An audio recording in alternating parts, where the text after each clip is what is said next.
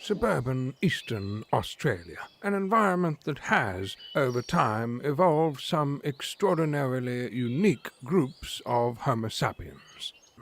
But today, we observe a small tribe akin to a group of meerkats that gather together atop a small mound to watch, question, and discuss the current events of their city, their country, and their world at large.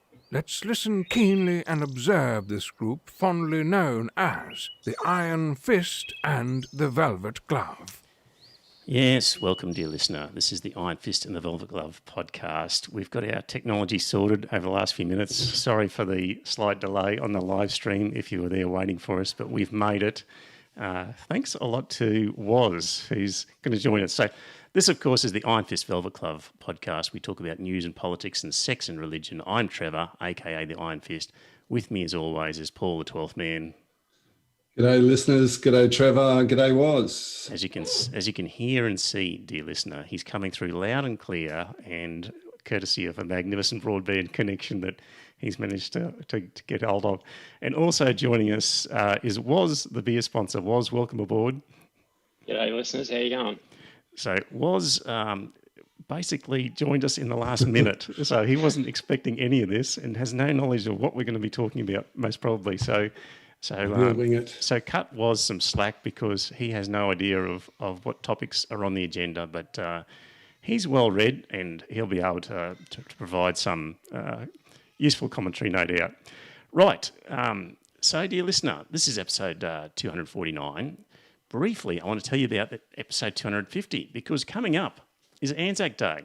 And for years, dear listener, I've been banging on about Anzac Day ceremonies and how they're filled with just Christian prayers, Christian hymns, and invariably a Christian pastor of some sort as master of ceremonies more often than not. And I've collected a lot of Anzac Day pamphlets, and it's one of the things that just gets me. So, of course, with the coronavirus, there are no Anzac Day ceremonies this year. So what I've decided to do is I'm going to, over the next day or two, record a special podcast which you can download between, at some stage, probably from about, what are we on now, Tuesday? Probably about Thursday it'll be available.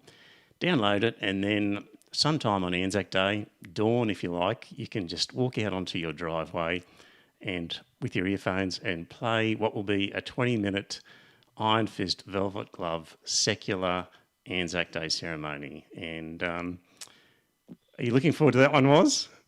That's a great idea. Yeah, awesome. Yeah.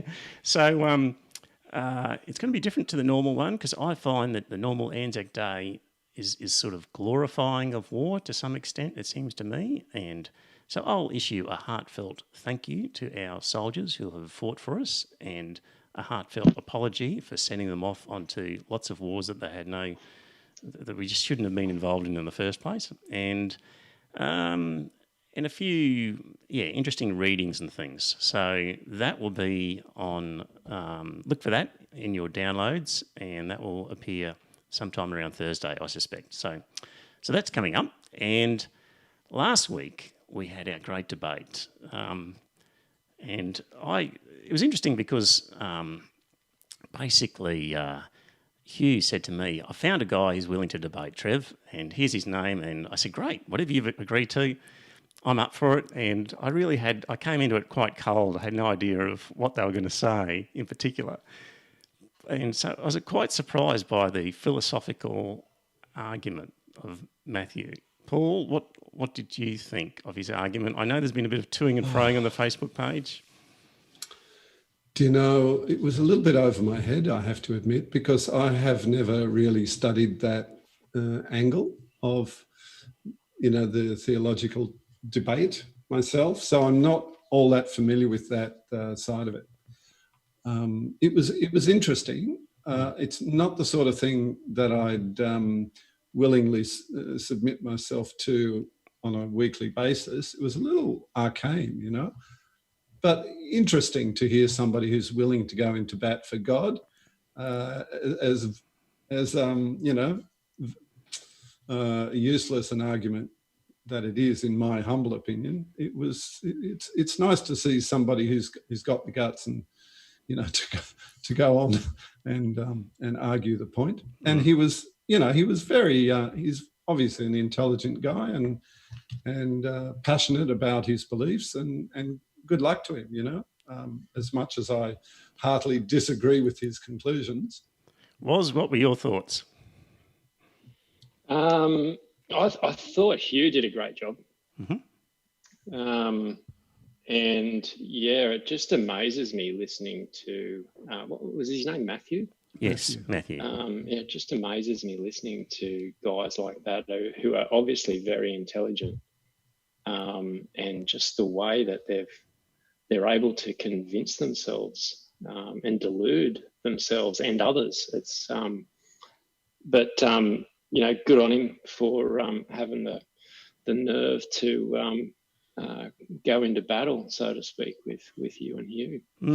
I was like just fully expecting the usual sort of faith argument that at some point during the whole shebang, it comes down to faith. But he was really providing a new angle where he wasn't relying on faith, and he was relying on a logical argument that that C follows from B follows from A, and I just thought that a lot of the following was a stretch, and that it just didn't follow, and he would say things that just did not necessarily follow. So I put in my comments on the Facebook page, and I haven't been keeping track of the toings and froings of that debate too much, but so it's really, I guess, that's just a new angle that you've got now when you're dealing with theists, the faith angle, or this sort of first cause, rational, ethical sort of line, and they seem to be quite different, arriving at the same destination by two different But tracks. what do you think, Trevor? What do you think they do in these so-called theological colleges and these seminaries where they, you know, literally thousands and thousands of people have been through these things debating that very issue. So they've, you know, they're well practiced, and you know, Matthew, to his credit, has looked into it, and I dare say, you know, he's a student of philosophy, so he would have looked at a lot of stuff like that. But I mean, you know, it's not exactly new, is just what I wanted to say. People have been doing it for hundreds of years, really. Right. Something that stood out for me during that interview was his reasoning for choosing to do the philosophy. It was something along the lines of, I chose to do that so that I could justify my views, justify my faith. Right? He went into the study with a very closed mind and a goal for, you know, doing that study is, he was sort of stating his bias before he even started. Yeah, which is fair enough. I guess we all do. So we all have a bias. We all have a bias. It's then just, can the argument be shown to be dysfunctional and error riddled? And I think it was. So that was the problem. But yeah, you know, we all have our biases. At the end of the argument, I was still left with the feeling that Matthew was still arguing from a faith perspective. You know, that at the end of the day, he was deciding that argument was better than the materialist's argument. There are a couple of times where, for example, I said, well, the first cause, he leapt to the conclusion that the first cause had to have intelligence and that it knew what it was doing. And when I said, well, it could have been random, it could have, you know, be a random event. And it's a big assumption. His reply was, well, I don't think so. But really, that is, I'm just going to take it on faith, the other possibility, rather than the one you've mentioned, without really identifying why randomness was just impossible. So, but yeah, he gave it a good college try, I thought, and it was great to have somebody with the guts to sort of appear in this forum and do it. So good on you, Matthew, I say. And points for courage. And it'd be nice down the track if we have some other debates to do with, you know, topics like secularism and is Australia a secular country, or should we be funding private schools or the like. So I like the idea of a debate. So if there's anybody out there from the theist angle, or Matthew, if you've got another topic you want to run past us, feel free, make contact. So that was that. That was good. Oh, I forgot to say that I did enjoy Hugh's argument. Sorry for not mentioning you, Hugh, but yes, you argued the case very well. Good job. Hello in the chat room, Alison, Anne, and Wheat Watcher. Make some comments if you're in the chat room so we know you're there. And okay, it was also refreshing last week just to get away from coronavirus for a while, but we're going to have to go back to it because it is all-consuming, isn't it? So It sure is. one of the things I was thinking about, just as a prelude into this, is Paul, you've accused me of whataboutism. Have I? And yes, and was. I think that was me. Oh, okay. Or somebody, and it's it's true. I am guilty of whataboutism, but I make the point that sometimes it's a valid thing to say. What about in different circumstances? So it's not necessarily bad. And I was thinking about it because I do like to point out the errors in the American empire, and when you might sort of say about China or whatever, I am inclined to say, well, you could say the same thing about America, but one of the reasons why I do it is because I find it more interesting, because when an authoritarian regime like China just fucks people over, it's plain obvious. Like, you just see it, and it's in front of your nose, and everybody can see it. Like, okay, it's a totalitarian regime that is screwing people over quite obviously and forcing them to do things that they don't want to do. But when the USA does it, it's through more subtle means. It's through things of economic power and things that aren't so obvious, and people aren't seeing it. And so that's why I find it just more interesting to say, well, that over there is obvious. Of course they're doing that. But you notice maybe not so obviously over here, here's another group doing something very similar. So that's part of why I do it. Trump must be your new best friend then, Trevor, because he makes it really, really obvious when he's fucking people over, doesn't he? He does. It's an interesting phenomenon, isn't it? And yeah, let's talk about Trump and what's going on in America with the coronavirus. So I just before I finish, and the other reason I like to talk about America a lot is because honestly, it's not every day that you see the greatest, most powerful civilization the world has ever seen crumble before your very eyes. Like, arguably... You think they're crumbling? I don't really think it's that bad. You think they're thriving? No, not thriving, but I mean, nobody's thriving at the moment, but they're certainly not crumbling. I mean, they've always had, a variety of dissenting positions, and they don't hide that, but in a sense, that's a sign of healthy democracy, isn't it? Well, just the coronavirus, wouldn't you see that as an example of, normally, the world's most powerful country avoids problems through its power, but the coronavirus is just decimating that country. It's an invisible enemy, Trevor. Yes. So, had they had a proper social welfare system, a proper health system, and proper leadership that organised medical supplies, if they'd organised their power, they could have avoided a lot of deaths that they've had and the more that are on the way. So I just think, for example, that's just an example of an all-powerful civilization actually suffering more than some third world countries. So it remains to be seen, of course, because we haven't yet seen what's going to happen in most of the developing countries. True, but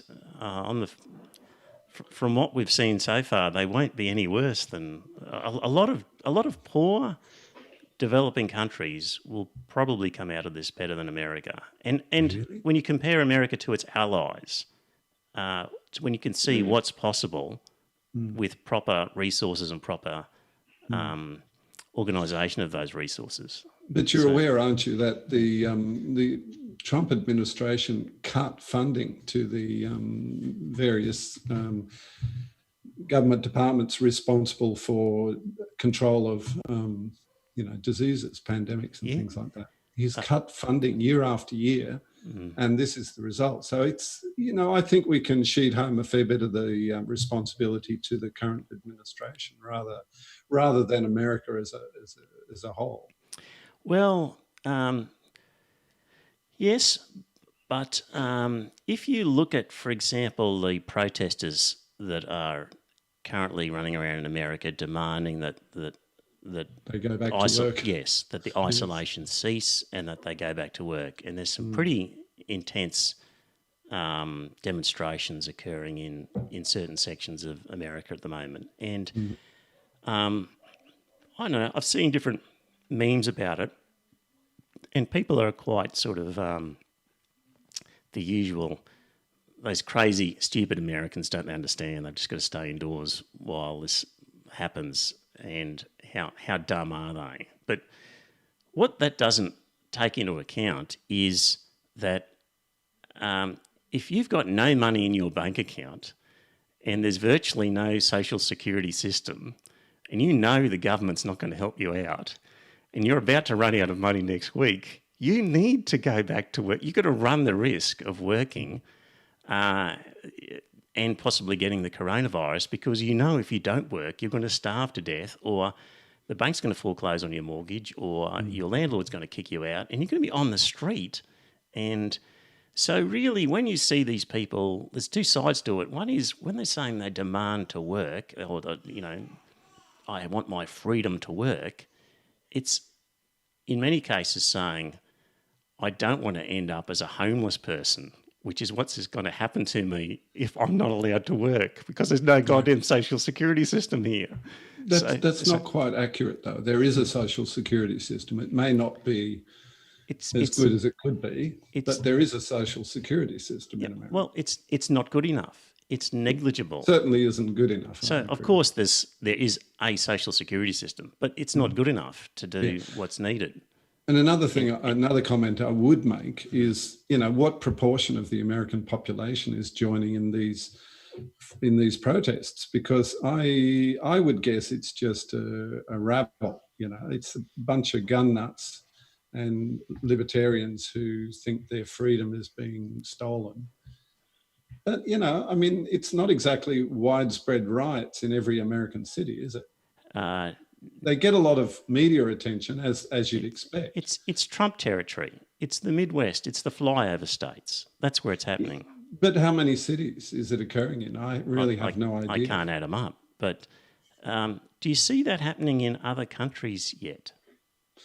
There was something happening on Bondi Beach a couple of weeks ago. Nothing like this. Police had to come, didn't they, and shoo the people off the beach? Yeah. Nothing what like about this. What about those three guys? Isn't that telling that this is the only country in the world where people have taken to the streets and demanded their right to work? Yeah. Doesn't that say something? Well, it says that they have a healthy democracy where people feel they have a right to go out in the street and protest. Which, but it could also mean that they know they're going to be screwed if they can't go out and earn money, and that they're going to be on the scrap heap and they have to work. So it could also mean that everywhere, doesn't it? No, well, it doesn't apply here in Australia. For example, many casual workers are going to have more money than they've ever had before. So it doesn't apply everywhere. Have none. And a when lot of them will have none. Well, because the government hasn't included all casual workers. You have to have worked for a minimum of 12 months. Yeah, well, you'll still be on a New Start allowance then, which they upped up. I mean, you cannot compare the social security arrangements in Australia with America, and that's why we don't have people rioting on the streets demanding that they be able to return to work. And you're not seeing it in the UK either, because they've got a hefty social security system that they've put in place. So it's a function of their society that they've ended up in this position. So, guys, talk amongst yourselves. I'm just going to restart my... Oh, no, it is working. I thought my chat room wasn't working. So, sorry, I'll keep going. So when you see these people protesting and demanding their right to work, I think some of that is, it's less embarrassing to say, I demand the right to my freedom to work because I'm a hardworking American, that's less embarrassing than saying, if I'm not allowed to work, I'm going to be on the street next week. Please let me work because I'm going to be starving. I think the other part of it could be you've got people who are demanding that other people be allowed to return to work because they want them to cut their hair and to deliver their pizza and to work for them. So other people who enjoy having other people work for them. So, if you've heard the two arguments here. Do you think it's a function of US society? You want to be in the middle? Like, if you're really going to take Scott? By the way, Scott's not here because he's got a migraine, dear listeners. So that's why Scott's not here. But any thoughts on that line? One thing that I was thinking about was it appears as though the UK is handling coronavirus a lot worse than the US even. In what way?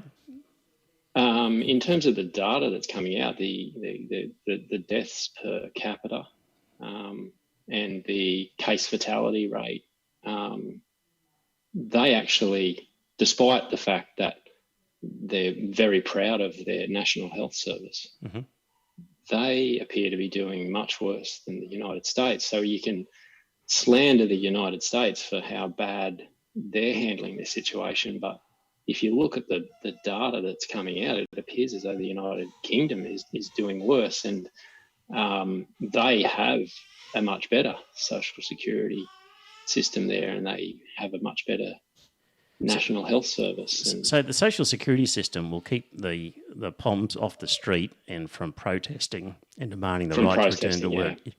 So, but I'm surprised by that because the UK's been, it seemed to me, in a better disciplined lockdown than America. So why are they doing worse? What is that? Better lockdown. Yeah, I would.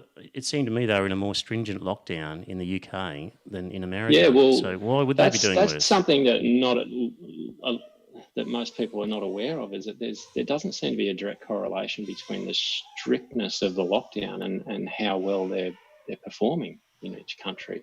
I mean, Japan is doing the best out of any country, I believe. They have a very dense population. And if you look at their deaths per capita, they're about half of what Australia and even New Zealand are. New Zealand were late to the game. They had their first death at the end of March. We had our first death at the start of March. They had a very strict lockdown, stricter than ours. And yet their performance, if you measure it in terms of their death per capita, they're on a par with Australia. So I think it's a bit of a myth that there's a direct correlation between the strictness of the lockdown and the actual performance of deaths per capita.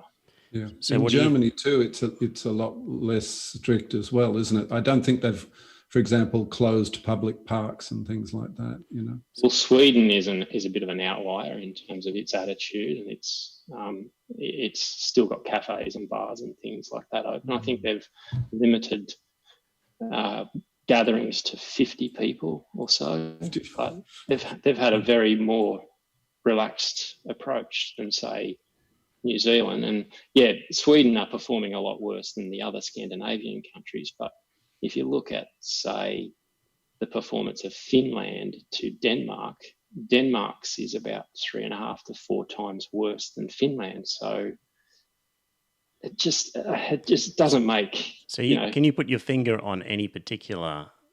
No, I can't. I can't. Right.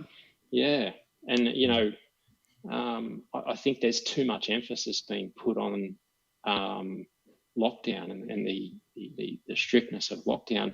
The research that I've done into COVID-19 suggests that these super spreading events are playing a big role in the number of deaths and the number of infections. Right. Are you familiar with the SSE, the super spreading event? No, is that like a concert or a fair a football or something match, right? Or a cruise ship, right?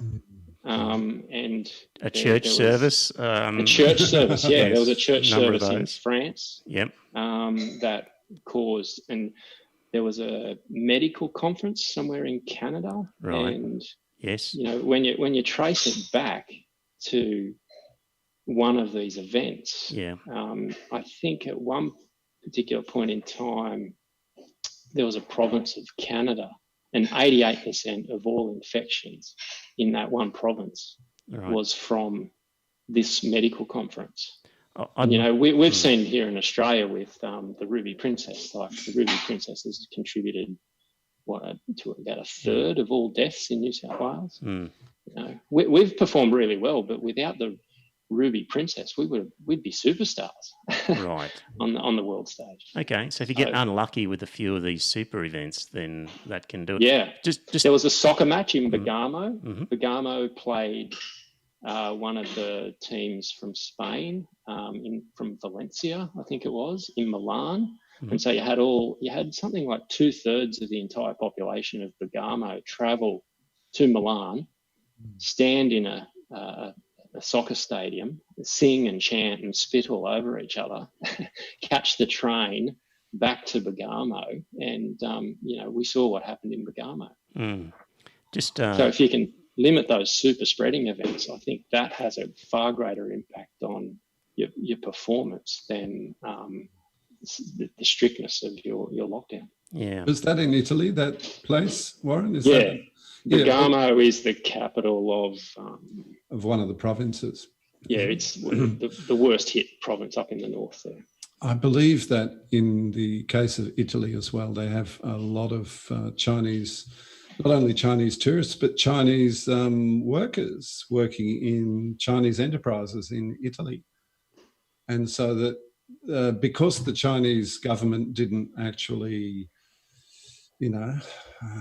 either realize or tell everybody that there was something very bad going on in Wuhan, people from Wuhan and surrounding areas were apparently still traveling to Italy and other destinations, of course, way longer than they should have been. And Italy really copped a lot of it because of the number of Chinese people traveling to Italy from there. In the chat room, Wheat Watcher says there was a pork abattoir in North Dakota which had 50% of the cases in the state for a while, and people working and living in close proximity. So they had a pork abattoir. And just back to Canada. There was also a curling tournament somewhere in Canada. And if you think about curling, you got three guys that are standing face to face. Basically, it's a spit storm. Well, just back to Canada, a friend of Right Wing Tony's was at a conference in Canada, a mining conference, and he came back, went on a holiday in Tasmania on a boat for 10 days, and unbeknownst to him, had coronavirus and infected about 8 people on the boat. And until the recent episode in the hospital in northern Tasmania, he was pretty much single-handedly responsible for the coronavirus in Tasmania. So, yeah, I like your theory there, was that you can get unlucky. There's not enough being made in the commercial media about these super spreading events, and if we can limit the super spreading events, that's going to have a dramatic impact on the deaths because of this. The other thing, of course, just harking back to America again, is that there's a significant number of people in claiming their right to work are just saying that the whole thing's a hoax and that there's no real coronavirus. And there's a significant number of people who are saying it's all a beat up. And Pakistan is an amazing place, isn't it? Yeah, and there's also a number of people. Well, you know, we're talking about will there be a vaccine down the track? Did you hear what Novak Djokovic had to say about? No. So Novak Djokovic, world number 1 tennis player, said, "We should all be vegan." He said, "I don't believe in vaccines, and if it becomes the case that you need a vaccine to travel the world to play tennis, that could be the end of my career. I'm not sure. I'll have to think about it." Yes, but he also believes the Sky Fairy is a real person. It's a very religious man. Correct. Yes. The two go hand in hand, don't they? Yeah. You can't be serious. Yeah, no, that's true. So, a small confession, dear listener. In the days when I used to have some spare time to read fiction, one of my tastes went to apocalypse novels with zombies in particular. And the interesting thing was that in those zombies, there was never a large contingent of people who refused to believe that the zombie apocalypse was happening. Like everybody believed it. So when they start writing zombie apocalypse novels in future, they'll have to account for a significant proportion of the population who just refuses to believe that there even is an apocalypse. I guess they won't last long. So Okay, I'm putting my hand up. I don't believe zombies are real. Yeah, neither do I. So, okay. So of course, Donald Trump is in front of the cameras every day, giving his press conferences and whatever. Have you guys watched any of them at all? Have you? No, I can't stomach it. Right. No, Trump is a moron. Well, watch one, because I don't want to say it's brilliant. It's not. He's just doing what comes naturally to him, because he is a natural bullshitter who is used to just talking shit and getting away with it. So Right. I don't want to give the sense that he's a great strategist about this. It's the only thing he can do. But He's not even a great orator, but you're right. He's a professional bullshit artist. and his ability in these press conferences to just lie and to say, we're doing a great job. We're doing much better than anybody else in the world. Our death numbers are this, he'll just say figures that are completely wrong. And he will say, we were onto this before anybody else, and I was doing this before anybody else. And you're listening to it. And if you didn't know better, you'd go, actually, yeah, it sounds like he has been doing a good job. Like, I can understand how people whose only diet is Fox Media watching this would go, the president's doing a great job, because if you don't fact check what he says and just take it as being the case, or if the only fact checking you hear is from an organisation that you're convinced is corrupt and biased, he gives a spiel where he's taking questions from reporters, and it'll be from a group that doesn't. It'll be a news organisation who's anti-Trump, and he'll say, "Where are you from?" "Oh, fake news. Give me your question anyway." And like he's up for it as a fighter, a sparrer would. Like other politicians might shy away, but he's on the attack, and he'll take them on and say, I've got a theory, Trevor. Yep. So the majority of people are not listening to the words that he's saying. The majority of people are looking at him and how confident he is in his body language. They're listening to his tone, but they're just not listening to, you're listening to the words that are coming out of his mouth, and you're analysing the words. But you're part of the minority there. People don't listen. People aren't listening to the words that Trump's saying. They're looking at how he's saying it, and that's way more important nowadays than what he's saying. Yep. You're right. The tone is all important. The belligerent tone. Confidence. Yep. Absolutely. Yep. Body language. And he looks presidential. And he doesn't talk like what some of his core followers would see as aloof intellectuals. Yes, exactly. They relate to him because he's not an orator. He's a pretty, his command of the English language is pretty ordinary, frankly. Yep. But so probably so is the command of English for a lot of his core followers, and they relate to that. And as Warren says, they're not trying to fact check him. They're just looking at his his tone, his body language. They're just getting the vibe. And exactly, yes. The president's able to Warren. to give a strong response that sounds right, and I agree. So, but what it is that he's doing is in these conferences is a form of gaslighting. And dear listener, you might have heard the term gaslighting in the media of late. So, have you been hearing the term gaslighting? Are you familiar with it? I've been accused of it. Oh, have you? Oh dear. Really? We won't go into details there. Oh, okay. And you are aware of the origins of gaslighting? Yeah, I'm familiar with it. Just for those who don't know, it's a form of psychological manipulation in which a person or a group covertly sows seeds of doubt in a targeted individual, making them question their own memory, perception, or judgment. So it comes from a movie, the stage play gaslight. And in the story, the husband attempts to convince his wife and others that she is insane by manipulating small elements of their environment and insisting she is mistaken, remembering things incorrectly or delusional when she points out these changes. And the play's title, which I didn't know before reading this, was the title alludes to how the abusive husband slowly dims the gas lights in their home while pretending nothing has changed in an effort to make his wife doubt her own perceptions. So as I watch Donald Trump on display in these things, I think I'm being subjected to gaslighting here. He's just telling me things, and I'm going, have I got that right? Maybe he did. Was he really first to say that? Like, he's so convincing.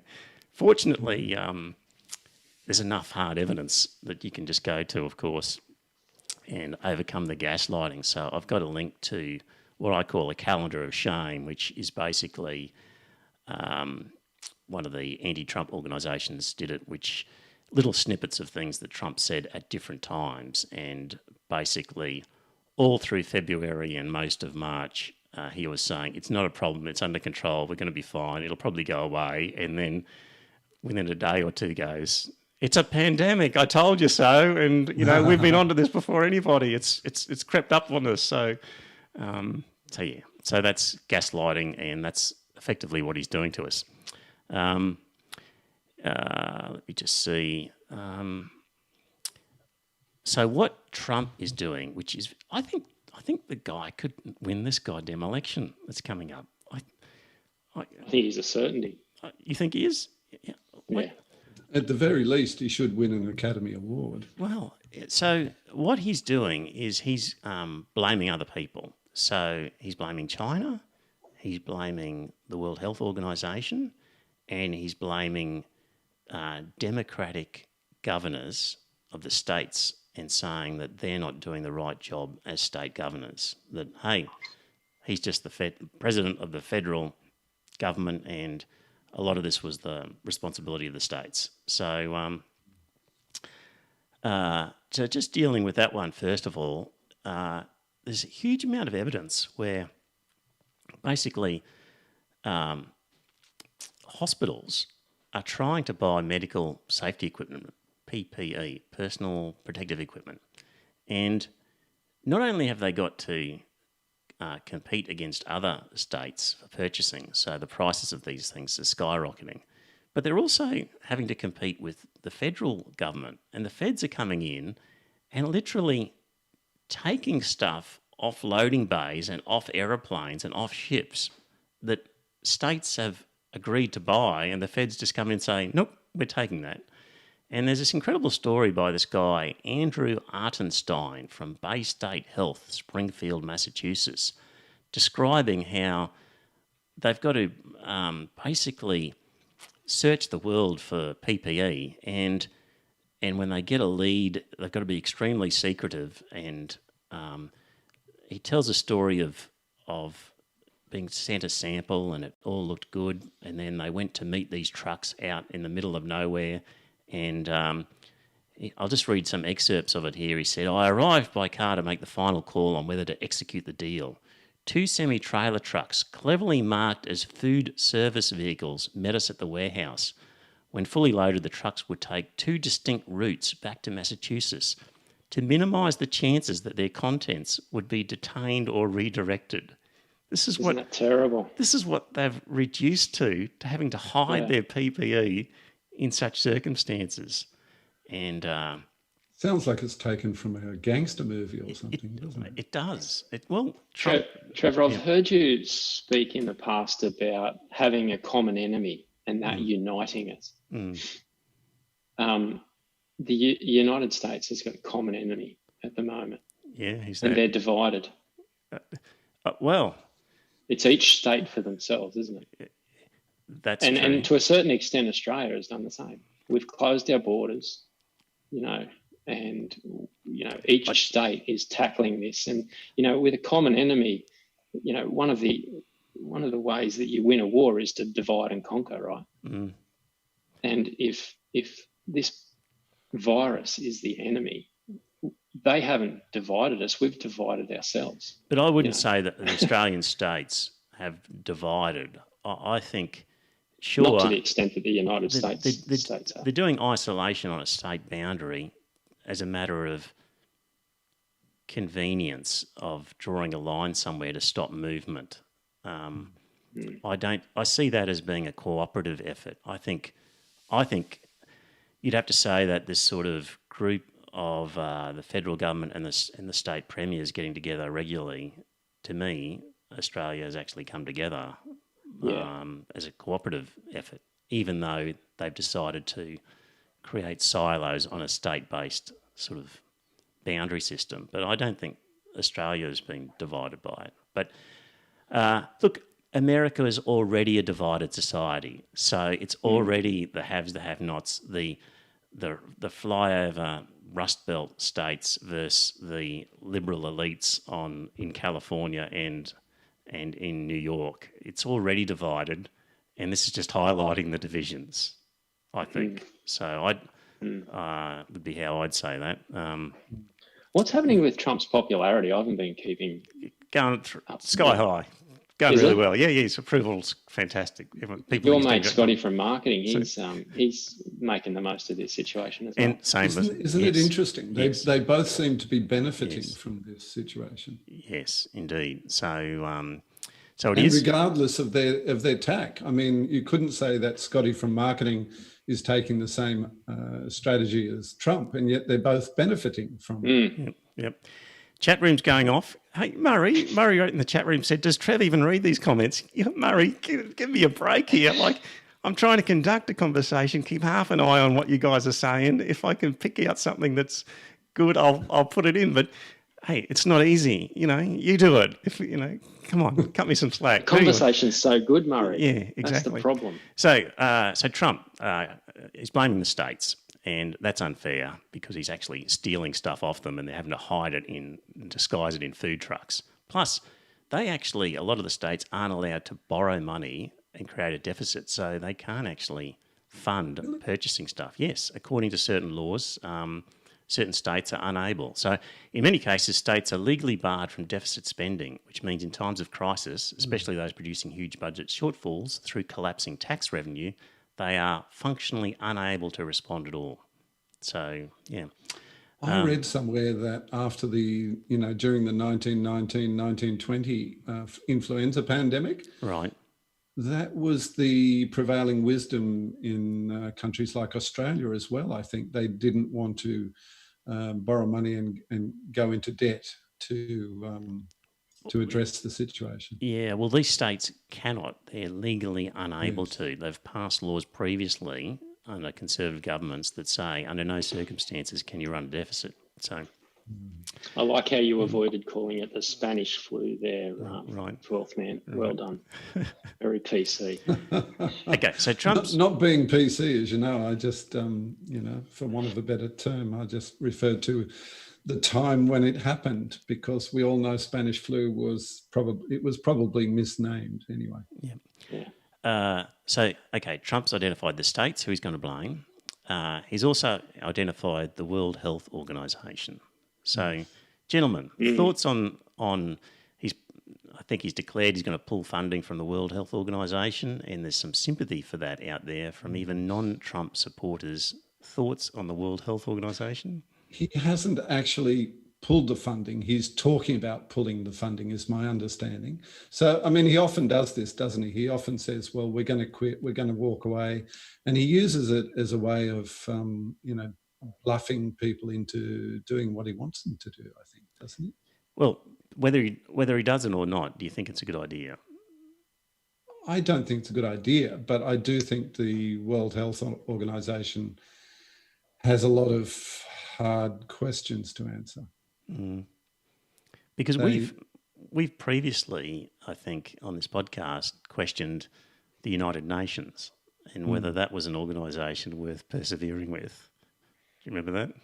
Yes. Well, we've seen some examples in recent times of why we would have grave doubts about the United Nations. I mean, China is now on the Human Rights Council, and there are others like Saudi Arabia, and apparently the World Health Organization leader has very close links with the government in Beijing, and people are questioning his judgment. What's his links? His links are, what were his links? Oh, that's right. I forget. He nominated, who did he nominate? He said they were doing a good job, but in Yes. terms of financial or political links, I'm not aware of any. Oh, he's praised them. No, I'm not aware of financial links, although he's from Ethiopia. So he said good things about them. But, He said a lot of good things but I about don't think he's them. actually linked to them in any way. Personal way. Look, I just can't recall the details now, but I have read somewhere that he seems to be very, very cozy with Xi Jinping, or at least Xi Jinping gets a lot of praise from him, deserved or not. Okay, so here's the issues I see. So United Nations, just to justify our previous position to some extent, I see it different. The United Nations is different to the Hugh, because with the United Nations, ultimately, these countries are going to want to impose their power on other countries and their systems whenever they can. And there's inherent division in that power play, where basically they want to impose their system or their political will on other countries. When it comes to the World Health Organization, I think ultimately everyone can agree that they want pandemics addressed quickly, and they want to know about them, and they want to share information. It's a forum where people are more likely to want to agree and cooperate, and at the end of the day have an agreed objective of controlling all pandemics where possible. Whereas in the United Nations, they don't have that same single objective that they can all agree on. So that's sort of why I'm more favourable of the Hugh than of the World Health Organization than the United Nations. But anyway, so I was reading a couple of contrasting things about World Health Organization. So from Crikey, who said that there is a few things. So this is from Crikey, left-wing outlet, basically calling into question the World Health Organizations and pointing out that, yes, the World Health Organization appointed Robert Mugabe to be its goodwill ambassador. Can you believe it? In October 2017. So this current Director General, I'll just call him Tedros because his last name's hard to pronounce. So he made an early blunder when he announced Robert Mugabe as a goodwill ambassador. Is that serious? Yes, that is deadly serious. Yes. He withdrew it, I think, under pressure, didn't he? Yes, he was pressured and he went, oh, okay. So he's A forced to goodwill rescind. ambassador. Yes. Yes. He was You're forced the last person you would think of. You'd think. The other thing, Trevor, was the promotion of traditional Chinese medicine. Yes, he has by the promoted World Health traditional Organization. Chinese medicine, indeed, and said good things about that. He also endorsed dubious Chinese claims on the COVID-19. So he's on January 14th said that early investigations showed the Chinese authorities had found no clear evidence of human-to-human transmission, but 3 days beforehand, that whistleblower had been confirmed that his lungs were infected with the new virus. So also with Taiwan, the World Health Organization doesn't recognise Taiwan, and it's basically endorsed the so-called wet markets. And wet markets is a poor name for it. They should really be called wildlife markets, because a wet market is any. They're not. But they're not only about wildlife. They're about fresh produce, and I dare say there are a lot of wet markets that don't have any wild animals in them.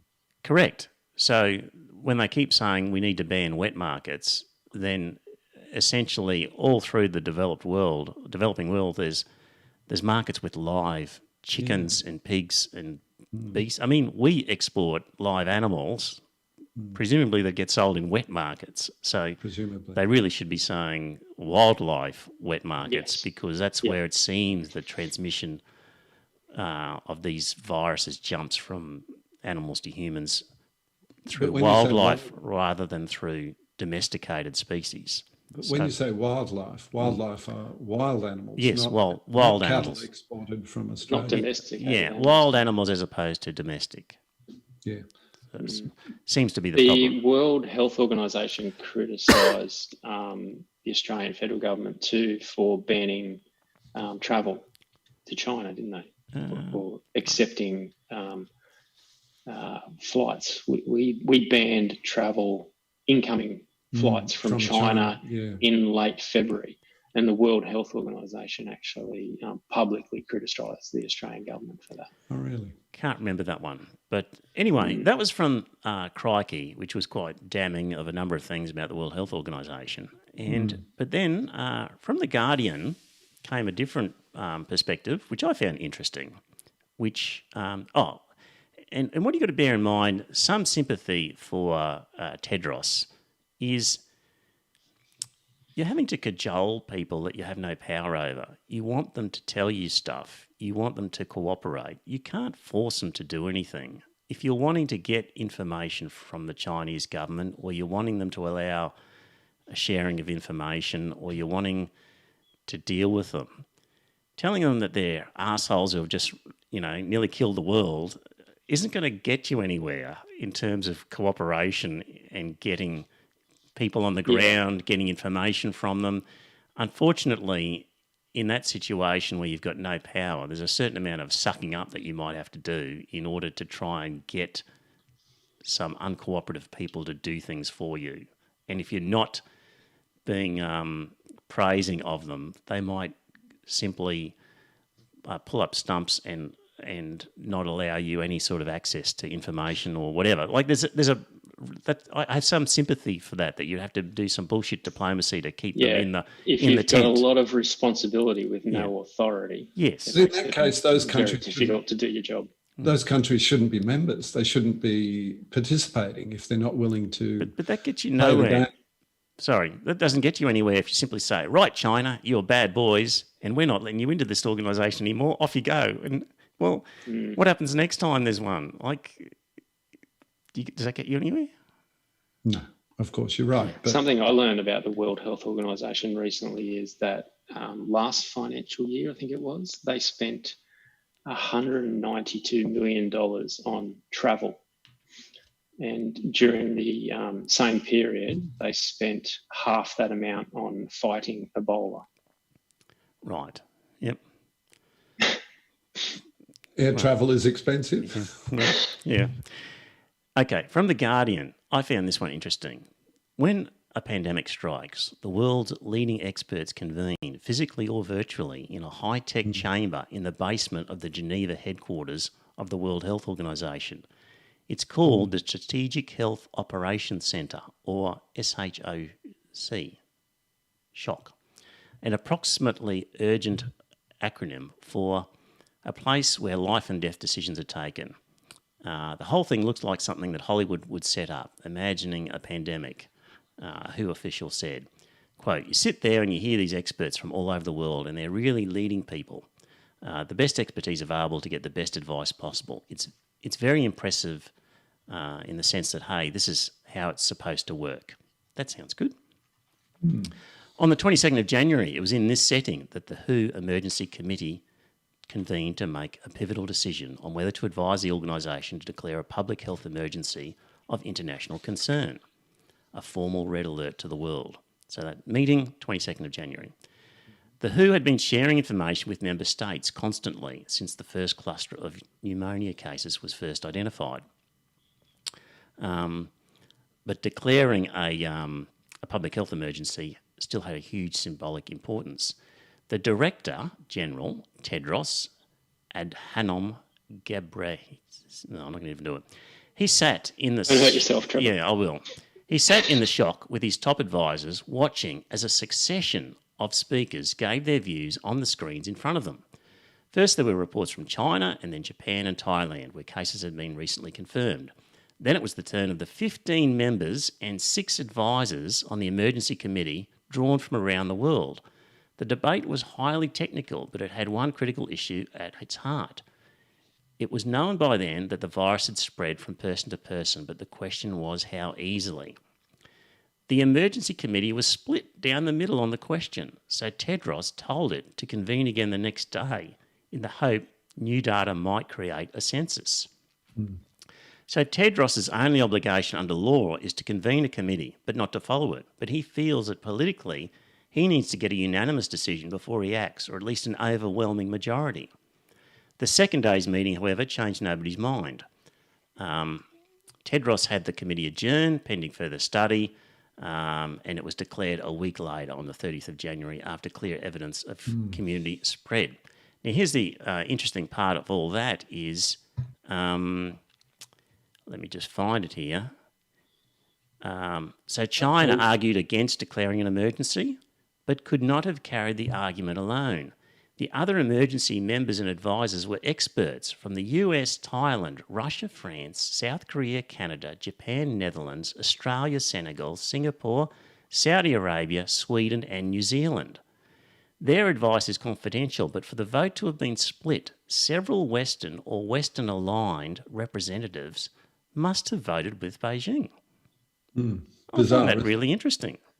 And That it is very a long interesting. time in a pandemic. And, you know, imagine how many people died needlessly because of that 1 week delay. Yeah, but, you know, so I've got some sympathy for the WHO, where they've got the experts from largely Western countries who were split down the middle, no consensus, tries again the next day, still no consensus. A week later, enough information comes out that they get a majority. Okay, we're declaring it. But it'd be interesting to know what countries voted on that decision at the time. I'd like to know what the Australian representative was saying at that. So, But surely if there's not a consensus, it's up to Tedros as the leader to say, well, here's what we're going to do. And I would just put that down to poor leadership. well, He's, when you've he's, got he's half the reluctant experts to make a saying, decision. but when you've got half the experts saying that there is no need to call a pandemic, and half are saying there is, you'd be saying, well, come on, guys, you're the experts. Surely you should be able to give me some majority decision. Well, if there's one thing that this pandemic has taught me is that expert opinion Yeah. is very dubious. Well, it's highly varied as well in some cases, isn't it? Yeah. And do you think the fact that he is not himself a trained medical doctor more persuasively one way or another with the committee and shown a bit more leadership, perhaps? I don't know. I don't think it was his lack of technical expertise. I think it was his lack of leadership. Yeah. You know, sometimes you just got to make Tough a decision. crowd. You're a tough crowd. And, Yeah. Well, he's got Well, the decision was to do sometimes, nothing. Often But if it is, and that's often the worst decision. but Yeah, sometimes look, it's the best. he chose to take the job. So, you know, he has to be willing to accept that sort of responsibility to take leadership when needed. And he appears to have been lacking in that department. It's an interesting story. Right. So anyway, there's a bit of a. To me, this seems like a heating up of a Cold War. Mixed metaphor, I know, but there's a lot of anti-China sentiment out there. So, so much so that the Wagga City Council declared that its sister city arrangement with a small Chinese city is defunct. That'll hurt them. Yeah, with Kunming. Kunming is not a small city. It's a fairly substantial city, but In the scheme of Chinese cities, is it a big one or a small one? it's pretty, I don't know how many people, but it's a big city in terms of southwestern China, which okay. is where it's located. It's bigger than Wagga. Concerned with that, though.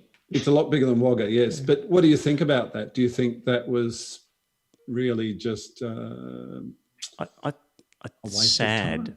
Sad and despicable at the same time. Why despicable?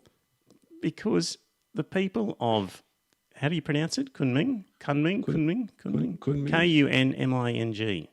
Yeah, Kunming. Like, the reason for it was that the city was not in a true friendship because it was an extension of a totalitarian regime that lied to the world about the severity of the COVID-19 outbreak. Yeah, So he's they're making the a political statement. Wagga councillor is blaming the people of Kunming for the Yeah. COVID-19 outbreak. It's just ridiculous. I mean, you don't. Yeah. If you want to get it by talking and dialogue, you don't get it by Yeah. cutting people off. Crazy decision. Throwing your toys out of the cotton. Yeah. Yeah, I think it was probably counterproductive as well, because the ordinary people of China will take that as a personal slight on them rather than on the leadership in Beijing. Anne in the chat room says that Tedros is a microbiologist. Is that right, Anne? So there you go. He's got some science. Well, he has a PhD in community health. Well, it's a half decent Well, he's not a qualification doctor. for. No, Well- he's not a doctor, but he has a qualification in community health. Right. Okay. And he likes to be referred to as doctor, apparently. Right. Okay. Sounds better. Remember we were talking about cruise ships previously, and how basically Australia has just said to the cruise ships, on your way, and we don't give a stuff about you or the people on you. And I felt that we were shirking our responsibility, because if my daughter was trapped on a cruise ship on the other side of the world, I would hope a Western country would do the right thing, get people off and enable them to get back home. So I was a bit shocked too at the way the government was talking to the cruise ships, because normally they'd be welcoming them and all the visitors and the money they bring with them, and it's similar to the way the Morrison government has basically said to young backpackers and foreign students, look, we got a bit of an issue here, you better go home. I mean, because we can't afford to pay you the same money we're paying everybody else, but meanwhile we're just finding billions of dollars. You guys are probably aware, but our selling education to foreign students is about the fourth major money earner for Australia, export money earner. It's really, really big. And the Morrison government has effectively said to them, oh, we got a bit of an issue here, piss off home, and we'll let you come back when we're ready, Right. I mean, really, he is wasting a golden opportunity to, demonstrate to the world that we are a welcoming, hospitable, and supportive country, Well, it does come back to either bite or help you later on. So apparently in the 70s, Australia took on a lot of immigrants from Uruguay when they were having problems there. And so when the ship, the Greg Mortimer, operated by the Australian-based Aurora Expeditions, was trapped off the coast of South America trying to get back, other countries were doing what Australia does and said, fuck off, like, we're not helping you at all. So Chile and others said, you're not staying here. And apparently Uruguay put their hand up and said, we'll take you, and basically let them dock, organise special buses to take them straight from the dock onto planes that have been organised by the Australian government, and consequently, we got a lot of Australians returned to this country thanks to the goodwill of the people of Uruguay. So, and part of that was a sentiment from what Australia had done back in the 70s, a feeling of repaying a debt. So, there you go. Trevor, these people that are on the cruise ship, they're fit and healthy though. Like if there were sick people on there, I'm sure we would go to their assistance, right? On the cruise ships that are off the coast. Well, the staff, a lot of them are sick, and they'd have to be. So we're just not letting them off. Like, they got a crew of 1,000 people on these ships, and we're saying, too bad, you're not getting off, you dirty Filipinos. I would extend support, medical support, if there wasn't sufficient medical support on the ship. But I mean, I don't see the sense of bringing healthy people to shore and putting them, taking them off a floating hotel and putting them on a stationary hotel. I mean, they can isolate just as well on a cruise ship as what they can I think most on a land-based hotel. But if you were stuck on a ship over on the other side of the world, and Western countries weren't letting the ship dock because there'd been cases of coronavirus, and you were just stuck there and couldn't get off, even though you were willing to pay whatever to get off and get home, and you were just going to have to stay on that boat for potentially a year until it eventually finds its way back to Australia, if ever, you'd be saying, hang on a minute. These people that work on these cruise ships, they pretty much live on them all year. Well, they have contracts for 6 months or 12 months. Yeah. So they've 6 or 12-month contracts. Being trapped, as you say, on a cruise ship is not. But they can't get. They are trapped. They can't get off. Those people on what is it, the Ruby Princess or whatever it is, cannot say, "Oh, I'm ready to get off. Let me off and I'll fly home." It's now docked in Port Kembla in New South Wales, and they are taking people off who are sick and needing medical assistance, though. Right. Because they took some off today, I saw. Did they? Okay. Yeah. All right. Okay. I'm going to thank the patrons before I forget. So, dear listener, if you're new to this podcast, we have patrons who go onto our website, ironfistvelvetglove.com.au, and they contribute some as little as, all we ask is $1 a show. So, we'll start at the top, and our very first patron was Sean. Good on you, Sean.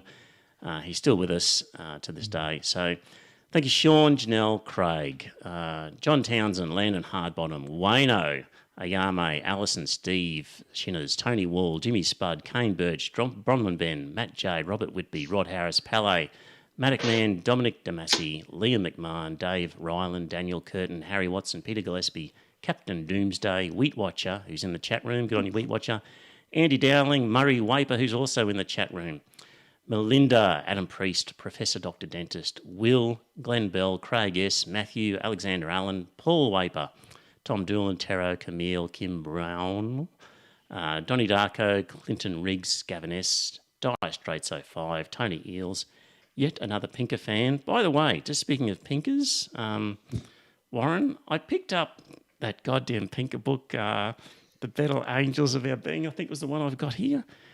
And as I'm reading it, I was going, is this book all about just the decrease of violence in the world? It's pretty much... Better Angels of Our Nature. Yes. It was about the reduced amount of violence in the world. Yeah. And I was like, really? I surely thought this book was more than just that. Like, aren't you going to talk about other things? So... It's like, I don't really want to read 1,000 pages. No, that's his next book. His next book goes into that. I got the wrong one. You'd probably prefer his next book. Because I'll agree with him that there is less violence in the world, but, when you're controlling how much they eat, you don't have to be violent with them because you've got them by the balls anyway. So but people are better fed as well, Trevor. Yeah. They're not just less violent. Yeah, well, but if the books... As I was flicking through as I was reading through the chapters, or the headings and skimming through it, I was like, it seems to me the entire book is about that there's less violence in the world. And I thought, well, that doesn't particularly interest me. I'm not going to commit 20 hours to this book on that topic. So I'll get one of his other ones then, and then I'll... Yeah, it's the next one, and the name escapes me at the moment. But it was based on the popularity of that he expanded that sort of theme onto a whole host of topics. Right, okay.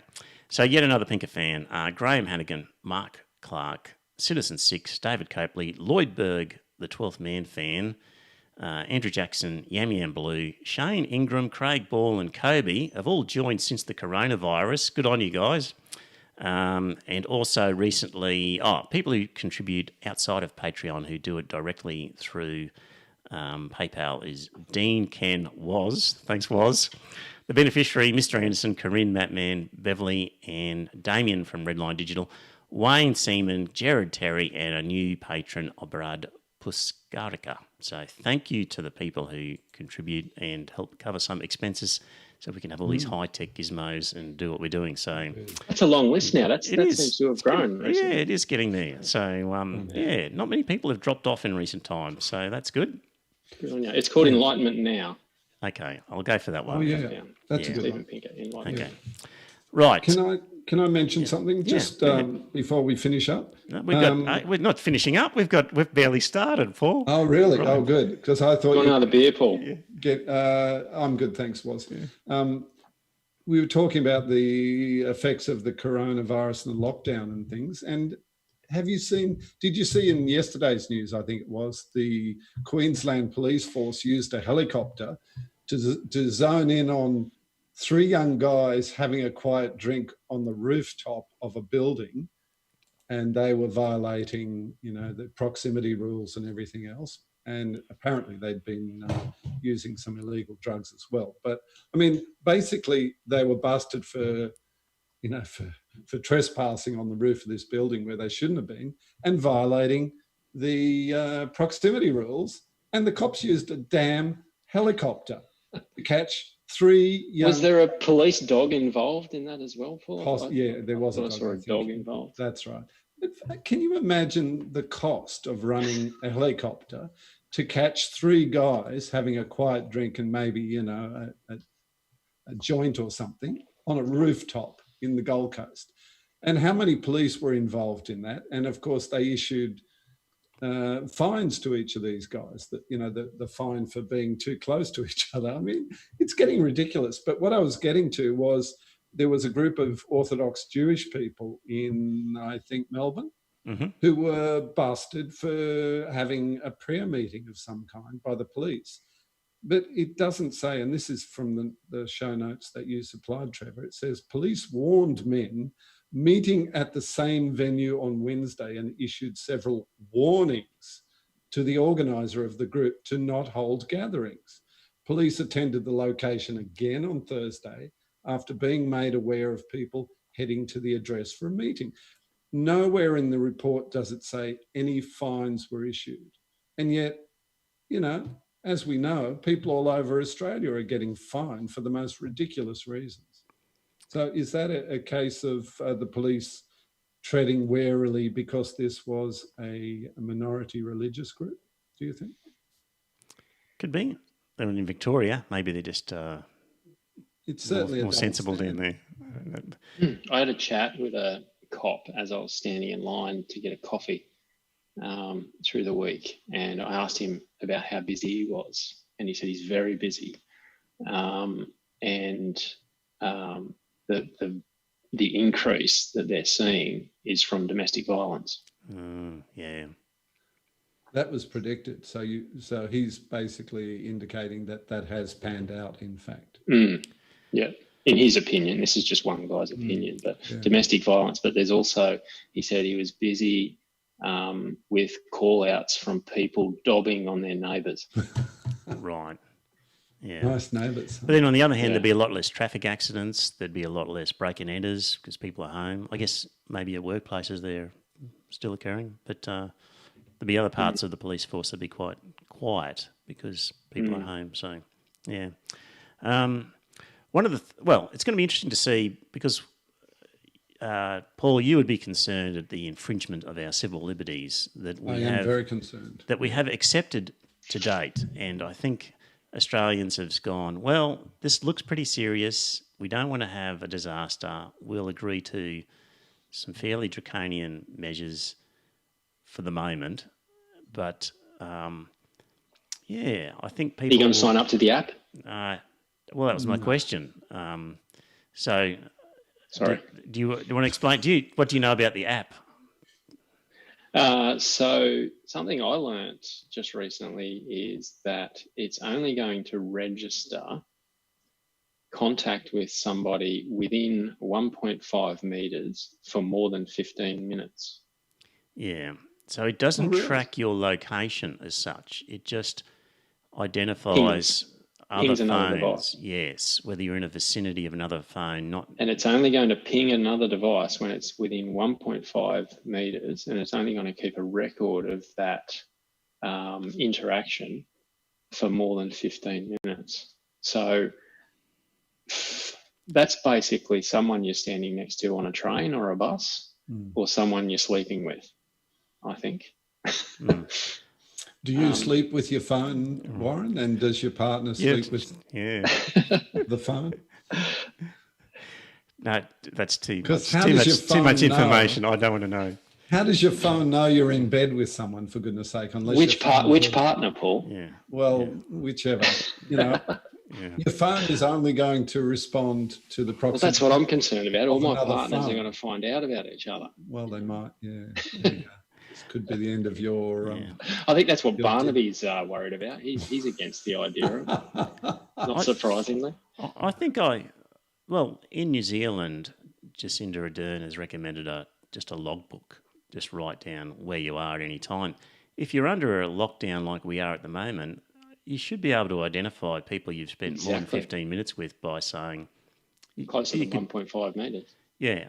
So really, other than the people in this house, there's nobody. So because if you're at the shops getting some bread and milk and supplies, you're not going to be close enough to anybody to trigger that app anyway. So not for Exactly. 15 minutes. So you I'm know not what going I to sign did? up for it. I don't trust them, and I don't think there's You value don't in trust it. the government, Trevor. No, I don't think there's value in it that I couldn't get just through a pen and paper and my memory of people I dealt with in the previous week. So yeah, Look, I'm not in principle against the measures implemented by the government in terms of keeping us apart. You know, obviously there's some logic in that. What makes me angry is the cops going around fining people, you know, for the most, you know, trivial things, when really the cops are supposed to be serving the public. Now, if I was put in charge of the police force in this state, I would be telling all those under me, use some goddamn common sense and discretion. You know, warn people, explain to them why they need to keep a distance instead of whipping out the fine book, you know, so hastily. I don't think that's a good look for the police. I think the police would get a lot more public support if they, you know, even pretended that they were actually serving the public instead of discipline and punish being their, you know, main sort of modus Totally agree with operandi. you, Paul. look, just to prove that I do read the comments, Murray in the chat room has said 1.5 metres is a bit specific for Bluetooth if it can go up to 10 metres. And if so, what do people in apartments do? Or you could have your bedroom adjacent to people in the next unit and your phones register. So I think if you're found to have coronavirus, then and you're in an apartment building, basically the authorities would have to say to the people in the adjacent units, as a matter of course, that here's a guy over here who had it. So you may have, through door handles or balustrades or whatever, come into contact, either get tested or whatever. So there we go. Can I admit to violating the public distancing regulations?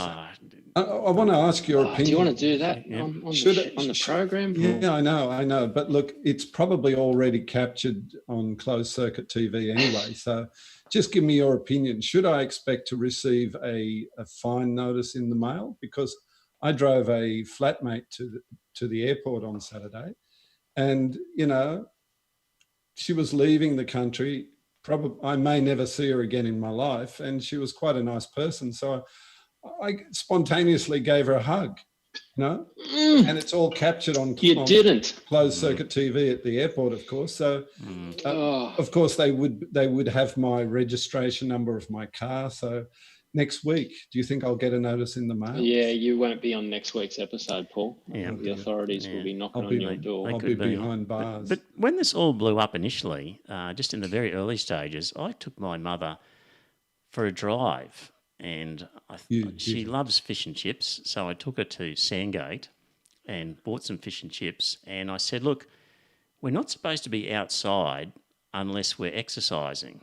So what we'll do is we'll just sit in the car looking out at the bay, eating a fish and chips inside the car. And between us and the bay was some sort of tables and there was about 4 different groups of couples, some male-female, some male-male, some female-female. Like, it was a very picturesque, beautiful day. And sure enough, the police came along to each of those groups and said, just a warning, you're not supposed to be doing this unless you're exercising. You should not be just sitting, and finish up what you're doing. And I'm not going to fine you this time, but move on. And we were just sitting in the car, so they didn't It's approach crazy. us. But it just felt very 1984-ish, wasn't it? It was, it's all, you'll be accepting of that in the early days of a pandemic and thinking, well, not sure how serious this all is. Maybe this is necessary or whatever. But I think people are going to start to look at it and go, hang on a minute, you need to dial this back a bit. This is just too much. So it'll be interesting to see how people respond. Australians will give a fair go if they think it's warranted, but when they sense that this is too far, they'll arc one up. of the things that I've learned out of this whole pandemic saga is the people's respect for authority and unquestioning respect for authority and rules, and that's what led to a lot of the world's problems, like, the Nazis that worked in concentration camps, during the Nazi trials used the excuse, I was just following orders, and lots of people by default just follow orders and are happy to follow orders and don't question the intent of those rules, don't try and understand what the rules are trying to achieve. It's just like they want to be told, here's what you need to do, and then bang, I'm not even going to think about it, I'm just going to do it. And that's a dangerous situation to be in. And I'm trying to remember the name of that famous experiment that was done in the 60s. Where they were doing the electric shocks. they had electric shocks. There's also the one where they had prisoners and they had prison guard shots. Which were fake, but for all intents and purposes, they thought they were killing the subject. That's right. And the person was screaming and yelling and saying, "Stop! I can't take it anymore." And That's right. And the guy was saying, "You have to give him another shock." Oh, okay.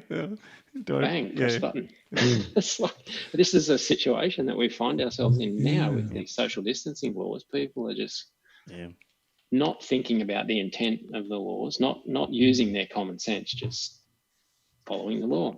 That's what I've been told. That's what I'm going to do. Yep. It's sad. Yep. Just finally, we will finish up now. Did you guys... Deep Throat told us about flu tracking. So I signed up for the flu tracker, and basically I've been getting an email every Monday morning asking me whether I've got symptoms, runny nose or cough or whatever, and have I had the flu injection, etc. And then it shows you a graph, which is basically the rate of a 5-year average of people having flu symptoms, incidence of flu-like symptoms is currently down at like 0.25%, whereas normally it's somewhere around getting close to 2%. But one of the things is that we are being so hygienic and so careful, and we are not interacting with people. Just ordinary incidences of the flu are way down compared to what they would be otherwise. So, well, that's right. Between 1,500 and 3,000 Australians die of the flu every year. So that's about 43 on average. We've had 71 deaths in a month and a half, nearly 2 months from COVID-19. So if this the entire winter, because it's going to save lives. No. But the whole thing about this... There's a price on a life, right? Yes. And that's what a lot of people are struggling on a life, which is just nonsense. And I know you guys don't. You were saying there are ways of measuring quality of life that comes from working and having an income and things like this. And she basically arguing that some people are seeing a decline. How many can you do, Paul? Yeah. About 3. Oh, well, I can do more than that. Good on you. But the whole point of this lockdown was the risk that our hospital system would be totally overrun. And yes. And it's got to about 2% of capacity. Yeah, so we are prepared to accept deaths from coronavirus, and it's just that we don't want a situation where the hospitals will be totally overrun. And haven't we avoided that? And that was the strategy was developed to achieve that goal, right? And we've achieved that goal. And now it seems like we're coming up with goals to justify the strategy. Well, the problem is if you just were to allow complete free-for-all, for example, then it's not going to go away, and it will exponentially come back. So I should sort of way forward, accepting that, okay, if we open up a little bit and it costs. Responsible for that. Well, what do you think? Have they got it right so far overall? No. Has Morrison got it right? No. What did I he don't get? think- What would you? I Where has he think failed? they were- Too strong? Too not strong enough? What are you saying? Too slow to act initially, and now they're being too slow taking the restrictions off. Right. And so, what restrictions should come off now, in your opinion? Well, I think we should be able to travel from state to state. I don't see the sense of shutting state borders. I mean, every state has essentially has the same saturation of infection as Byron Bay. There's just as much COVID-19 in Byron Bay as there is here in Brisbane. I would open up cafes and restaurants and limit the number of people that could be in those establishments. I think there should be we should be playing football, but without the crowds. We should essentially be designing our rules to stop those super spreading events. Right. So, air travel, space the distance out between the people. Like, don't have packed planes. Okay, but just say with a cafe, for example, with table service. Yeah. Well, one waiter with coronavirus working a long shift and handing plates to people. Yeah. And could it's a risk, definitely. But I mean, cafes are open at the moment, and you can go and order a takeaway. Yeah. And there's no greater risk from standing at the counter and saying, "I'll have a flat white, please," and that interface that you have with the waiter. I think we should be taking more of the Sweden approach. But Sweden Can I is ask- turning into a catastrophe, though, isn't it? Well, no, Sweden. it's not. No, it's not. If you look at the data, Sweden's performing much better than the United States and the UK and Belgium and the Netherlands and places where lockdown is very stringent. I thought the data was showing that And that's another thing that I've sort of learned out of this whole pandemic is that people are judging their opinions off anecdotal evidence, and there's a reluctance to look at the data. Murray says yes, it is. What do you mean, Murray? Yes, what is what? So Sweden is doing terrible, or it's doing well. right? Oh, it's doing better than the USA, but the USA is a bad benchmark, I think, is what he's saying. So, yeah. Can I ask you guys, in the future, when the vaccine is finally available, are you guys going to be having it? If there is one, I'll have one for sure. Do you get an influenza vaccination every year? Yes, I do.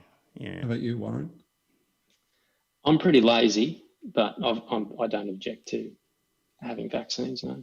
No, I'm not against vaccines, but I've just never had a flu vaccination ever, and I probably should.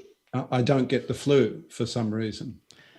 So I've never bothered with it. If I was a person that did suffer from influenza, of course I would get a vaccination, but I just never get it for some reason. So I do lots of things that are not good for my health. Yeah. Really? It's probably only in recent sort of half dozen years that I have, basically, because I've got an elderly mother living with me. So I take her for a flu injection, so I might as well get one myself while I'm there, and also just so I don't end up giving her one. So, so my circumstances have changed a bit. Sort of more than 5 years ago, I probably didn't get one.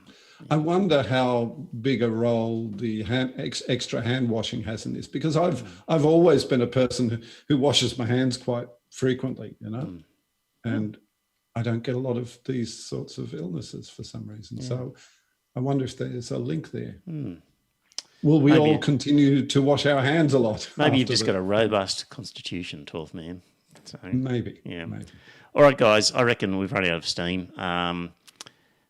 we'll call it a day. So just a reminder, check your app over the next few days for the Iron Fist Velvet Glove Anzac Day special. And the idea Looking forward to it. The idea is that on Anzac Day, you want to get up at dawn, stand on your driveway and listen to an Anzac Day ceremony like you've never heard before. I'll try and keep it to about 20 minutes.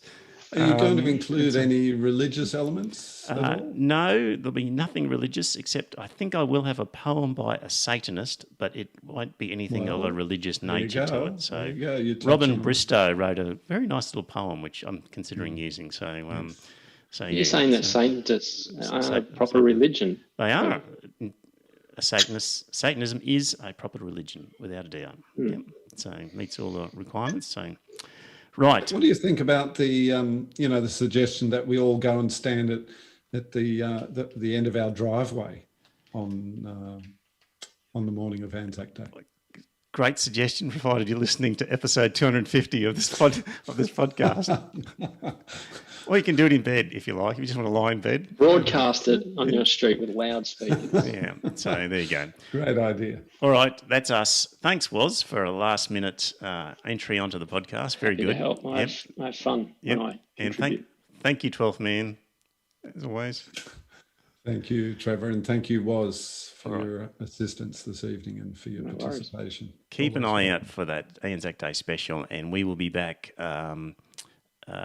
Tuesday next week. Murray says, Fist, is it the Kaysan for 15 minutes? No, I've got to be very careful, Murray, that you can't use copyrighted music. So there will be some piano music, which I've found that is not copyrighted that I can use. But I really wanted to use, and the band played Waltzing Matilda by Eric I love Vogel. that song. But I contacted the guy and asked, and I got no response. So I would really have liked to have used that. But anyway. It's a wonderful song. Right. I'll read all your comments, Murray. Okay. Don't worry about that. Yep. Thanks in the chat room. We'll see you later. Thank you, everybody, and bye.